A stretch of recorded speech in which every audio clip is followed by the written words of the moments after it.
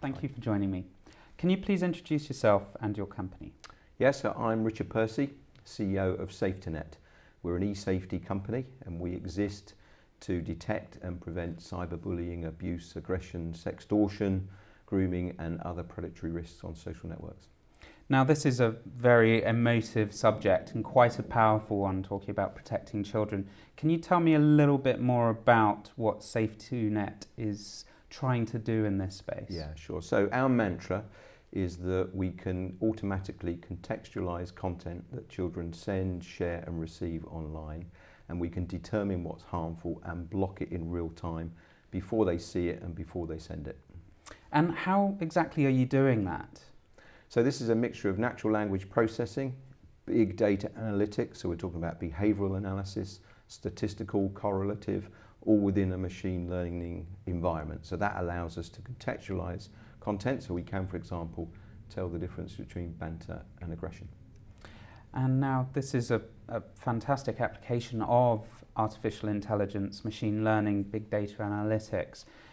What kind of results are you seeing with the application of this in this space? Well, pretty powerful, to be honest. It depends on the problem that we're searching for in terms of the accuracy of our algorithms. But if we discuss sexting, for example, which is a huge, huge problem, most vulnerable in society online are 12-year-old boys who accept a friend request from a beautiful 13-year-old Santa Barbara, surfer babe, and we all know, of course, she's not who she says she is. To be able to detect those patterns of behaviour for sexting is relatively simple, because the pattern of the conversation is you show me yours, I'll show you mine, and then an image follows. So we're very, very accurate on that area. For cyberbullying, again, 4 key reasons for bullying. It's sexuality, appearance, intelligence and religion.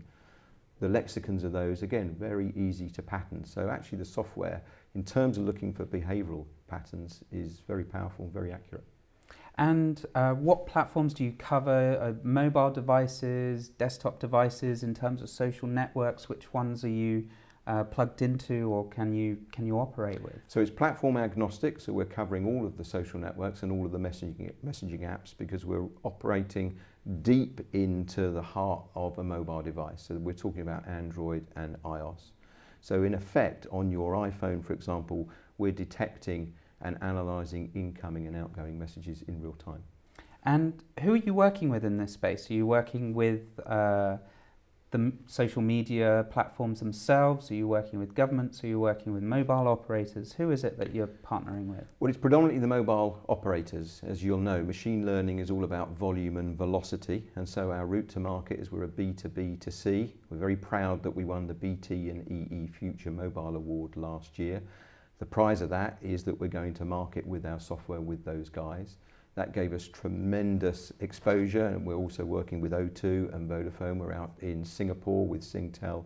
We're in North America too.